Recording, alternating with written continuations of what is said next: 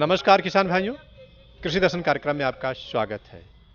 किसान भाइयों, कृषि और पशुपालन ये दो मुख्य खेती के आधार थे, लेकिन इधर काफ़ी समय से देखा जा रहा है कि पशुपालन का कृषि में समावेश कम होता जा रहा है। यदि कृषि और पशुपालन साथ साथ किया जाए तो हमारी आय निरंतर बनी रहती है, साथ ही साथ हमारी जो मृदा का स्वास्थ्य है वो भी अच्छा रहता है। तो आइए देखते हैं कृषि और पशुपालन पर आधारित आज का ये वृत्त चित्र।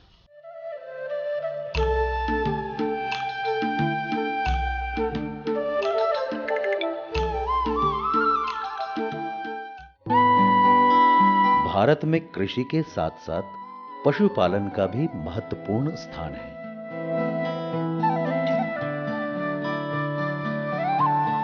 कृषि एवं पशु के महत्व को समझते हुए प्रगतिशील किसान एक साथ खेती के साथ पशुपालन भी करते हैं।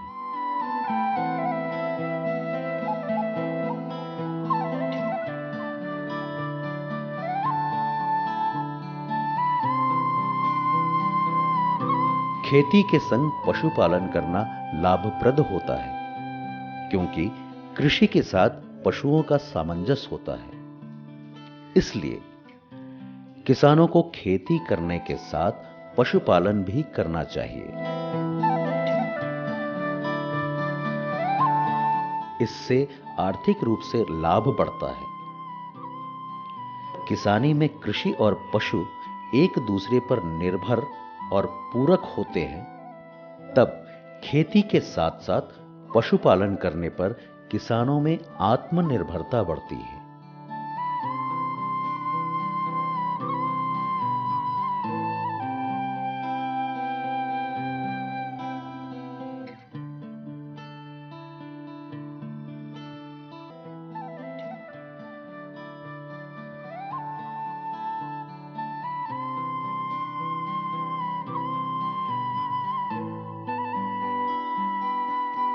सामान्यतः किसान अपनी भूमि पर खेती तो करते रहते हैं और खेती लाभ कम या ज्यादा लेते रहते हैं, पर वो थोड़े रकबे पर पशुपालन भी करें तो आर्थिक रूप से सुदृढ़ हो सकेंगे, आमदनी का क्षेत्र बढ़ेगा और सामाजिक स्तर ऊंचा उठेगा।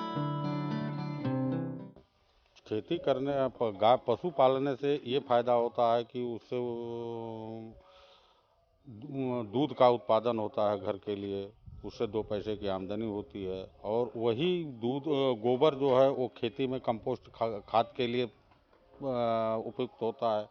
उसका गोबर जो है वो खेत में पड़ता है, जिससे फसल अच्छी होती है और उससे जो उपज पैदा होती है वो खाने के काम में आती है। इस तरीके से खेती और पशु पालन करने से दोनों लाभ है। पशु को अधिक पालने से फायदा ये होता है कि मतलब दूध अधिक मात्रा में मिलता है और खेती की भी अधिक रहती है, इसलिए खेती के लिए पर्याप्त गोबर की खाद उसके कंपोस्ट तैयार होती है।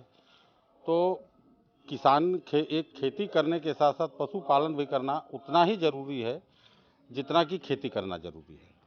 इसलिए करते हैं कि इससे हमको गल्ला भी मिलता है, इसमें हमको भूसा भी मिलता है, इसमें हमको चरी भी मिलती है, हमें बरसिन भी मिलती है। इससे जानवरों को हम भोजन देते हैं, इनसे अच्छा दूध निकलता है, जिससे हम काफ़ी मात्रा में दूध इकट्ठा कर लेते हैं। उससे अपने कार्य में खाने के भी लेते हैं, बाज़ार में बेच के पैसा भी कुछ ले लेते हैं। इसके बाद उससे गोबर से खाद पैदा कर लेते हैं, कंपोस्ट तैयार कर लेते हैं, खेत में दे के अच्छी फसल पैदा कर लेते हैं। किसान अपनी खेती योग्य भूमि पर मौसम आधारित खेती करते हैं और जो किसान लगभग 10 पशुओं के साथ पशुपालन भी करते हैं, इसका उन्हें बड़ा फायदा मिलता है, क्योंकि खेती और पशुओं का एक दूसरे के लिए बड़ा महत्व है।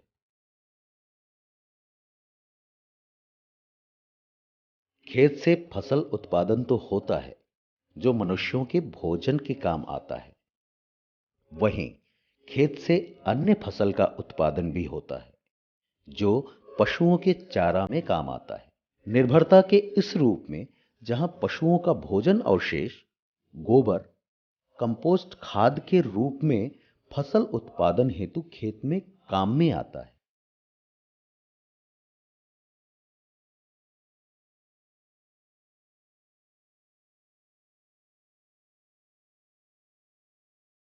पशुपालन करते समय पशुओं की देखरेख करना बड़ा ही आवश्यक है, क्योंकि समय के अनुसार चारा पानी करने से, साफ सफाई रखने से पशु स्वस्थ रहते हैं।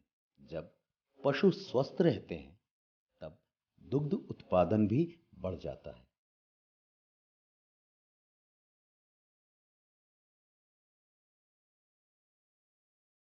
समयानुसार चारा पानी से पशुओं का पाचन तंत्र, भोजन प्रणाली बीच बीच में आराम पा जाता है और पशुओं को जुगाली करने का भी समय मिल जाता है।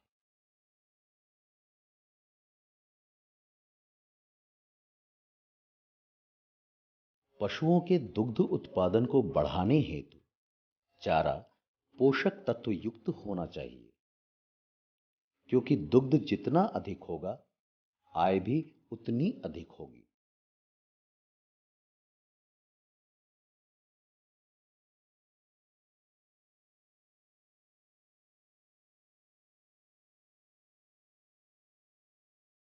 खेती के साथ साथ पशुपालन करने से दुग्ध से आय होती है। दूसरे पशुओं के गोबर से उपले पाथकर उसकी बिक्री करने से आय का एक और स्रोत मिलता है।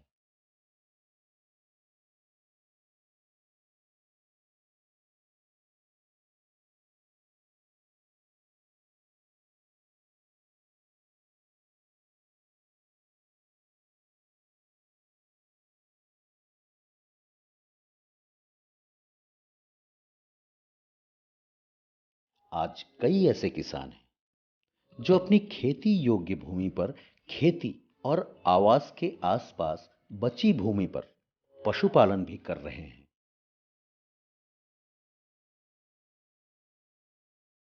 धीरे धीरे 2-4 पशुओं से 8-10 पशुओं की संख्या कर ले रहे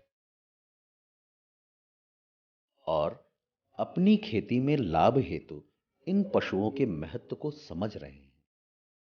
लगभग 15 सालों से खेती के साथ साथ पशुपालन कर रहे हैं हम, जिससे खेती में भी हमें उससे साथ मिलता है।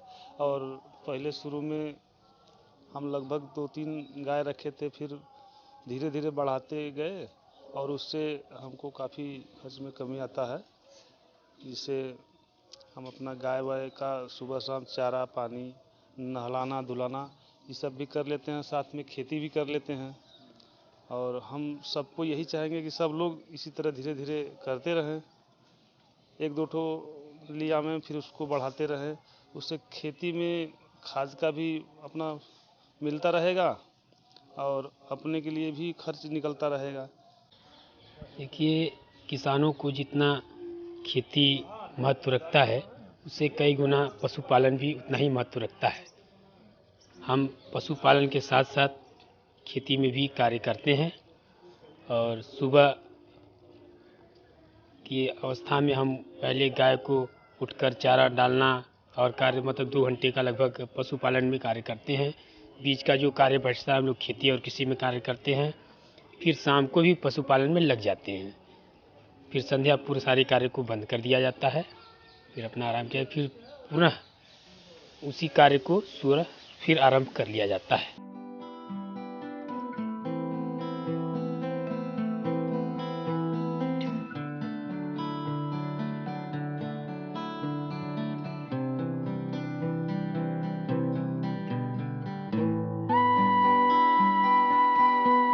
खेती और पशुपालन साथ साथ करने से खेत एवं पशुओं पर समय अवधि अधिक लगती है, परिश्रम भी अधिक लगता है। इसलिए परिवार के अन्य सदस्य भी इस कार्य में जुट जाते हैं। जवन भी मतलब रहला, जैसे गैया के कुछ बाकी बा कर लेके बाद कुछ काम बाकी बा तो कर लेला, गोबर उठा दे ला, ले जाके पात दिला, अपन सास बाटिन बूढ़ पुरनिया उनके साथ थोड़ा सा हेल्प कर लेला उनकर। और फिर ओकरे बाद में खेते में गोभी ओभी बोले हुअन तो गोभी बोले हवन तो ओहू में जाके उनके साथे जौन रहला जैसे कूड़ा करकट पीला पत्ती कुछ गिरल रहला ओके भी बिनवा उनवा देहिला। गैया के गोबर जैसे चारा बा वो डाल उल देहिला। यही अपन जो गोबर रहला ओकर चिपरी बनाए के घोरी बनाए के अपन चूल्हा में जलाइला। जो बचला ओके जो लोग आवन खरीदे बदे के ओके बेच देहिला, उससे थोड़ा पैसा मिल जाला।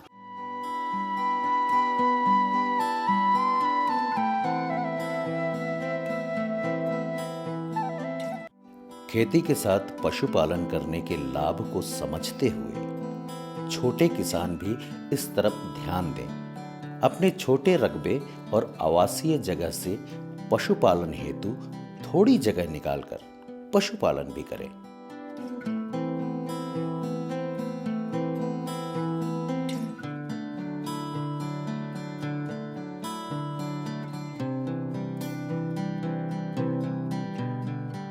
प्रगतिशील किसान आगे बढ़कर खेतों में नए संसाधनों को जुटाते हुए विभिन्न योजनाओं का लाभ लें और पशुपालन करें।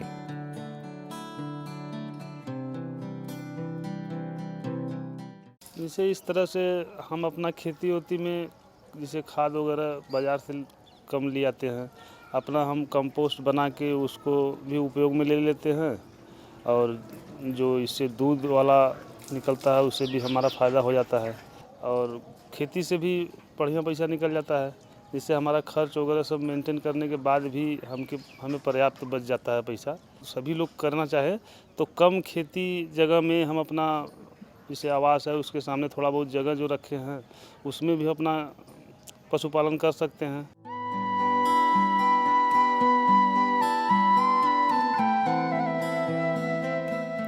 किसान भाई परिस्थितियों को अनुकूल बनाते हुए अपने पारंपरिक खेती को करते हुए साथ में पशुपालन भी करें, जिससे उनकी आमदनी के नए स्रोत खुल सके।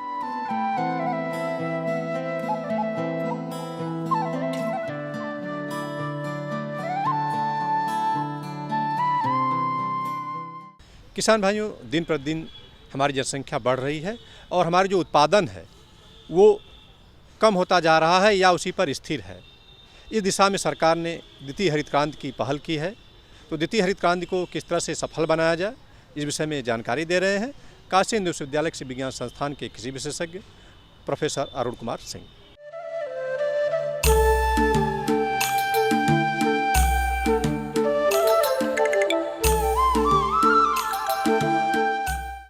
किसान भाइयों नमस्कार। केंद्र सरकार द्वारा द्वितीय हरित क्रांति की परियोजना हमारे इस पूर्वी उत्तर प्रदेश में चलाई जा रही है।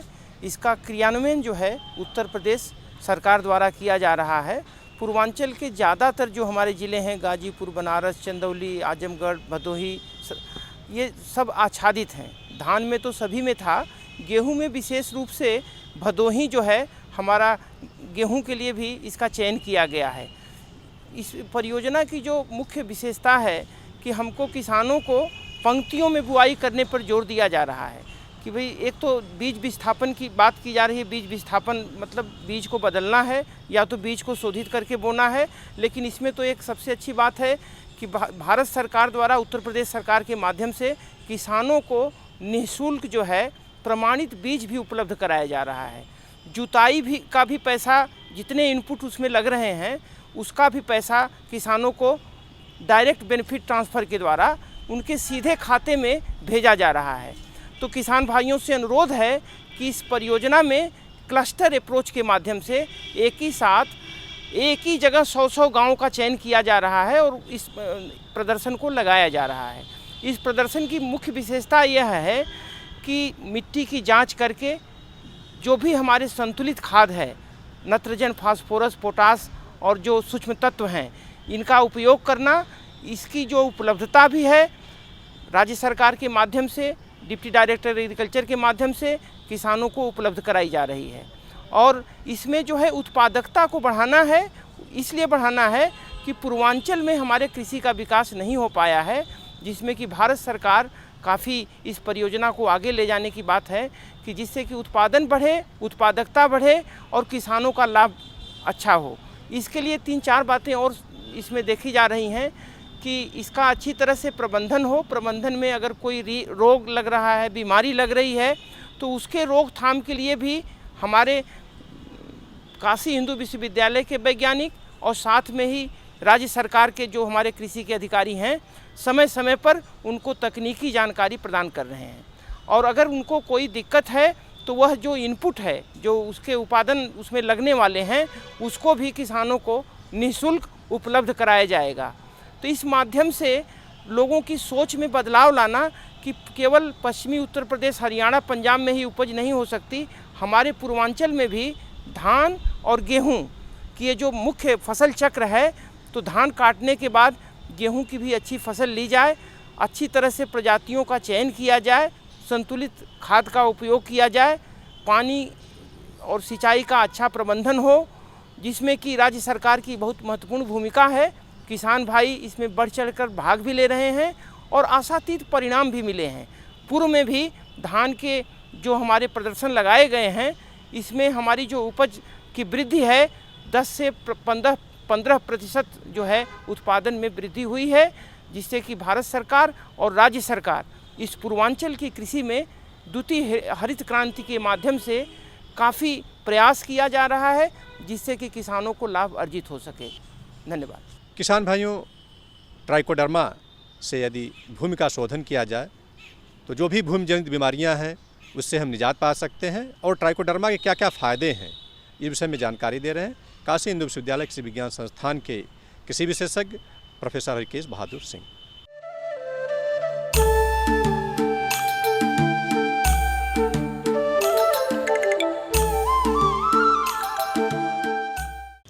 डॉक्टर साहब, आज का हमारा विषय है ट्राइकोडर्मा। सबसे पहले ये बताइए हमारे किसान भाइयों को कि ट्राइकोडर्मा है क्या?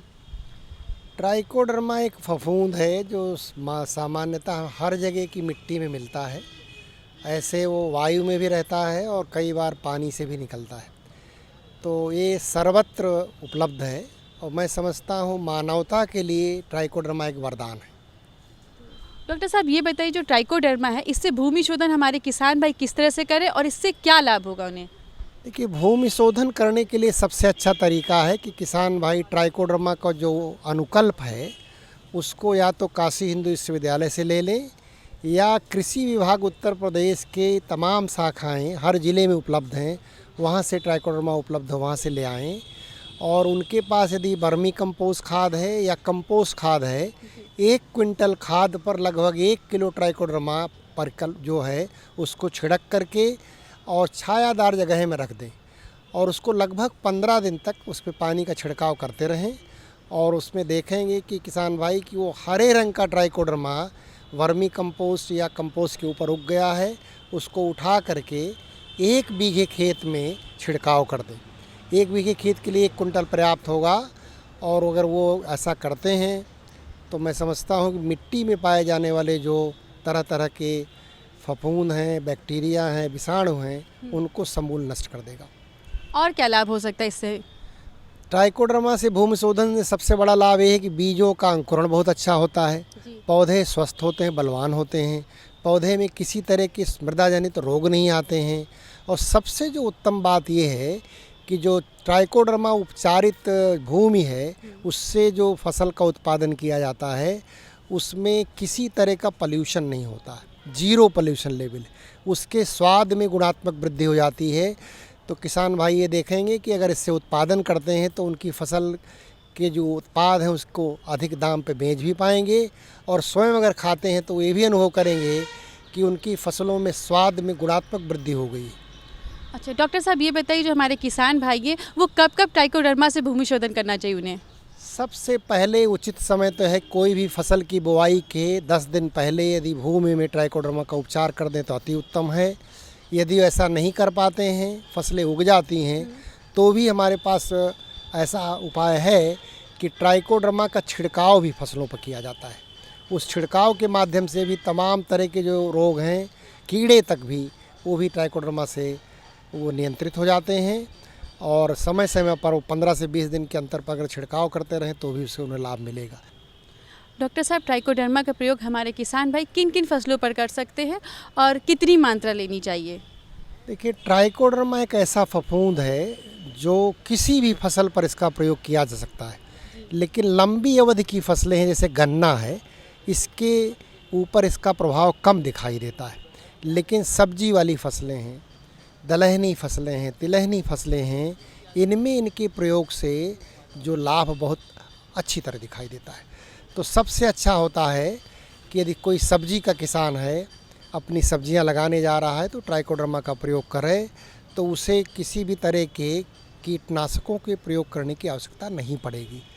और जैसे मैंने बताया, धान्य फसलों पर, फलदार वृक्षों पर, सब्जियों पर, फूल वाली फसलों पर, हर फसलों पर ट्राइकोडर्मा का उपचार किया सकता है। और पूरी दुनिया से ऐसे प्रयोग हुए हैं और इस तरह का लाभ किसानों को मिला है कि ट्राइकोडर्मा से अब तक किसी भी फसल पर दुष्प्रभाव रिपोर्ट नहीं किया गया। तो ट्राइकोडर्मा एक ऐसा, मैंने बताया, कि ईश्वर द्वारा दिया हुआ मानवता के लिए वरदान है। जो भी किसान भाई अच्छी तरह से ट्राइकोडर्मा का प्रयोग करेंगे, उनकी फसलें स्वस्थ होंगी, सुरक्षित रहेंगी, उस पर बीमारियों का नियंत्रण हो जाएगा, उन पर कीटों का प्रकोप कम होगा और फसलों की वृद्धि भी बहुत अच्छी होगी। ट्राइकोडर्मा से भूमि शोधन किस तरह से करें हमारे किसान भाई, इस बारे में आपने इतनी सारी जानकारी दी, जिसके लिए आपका बहुत बहुत धन्यवाद। धन्यवाद। किसान भाइयों, इसी के साथ हमारा आज का एपिसोड यहीं संपन्न होता है।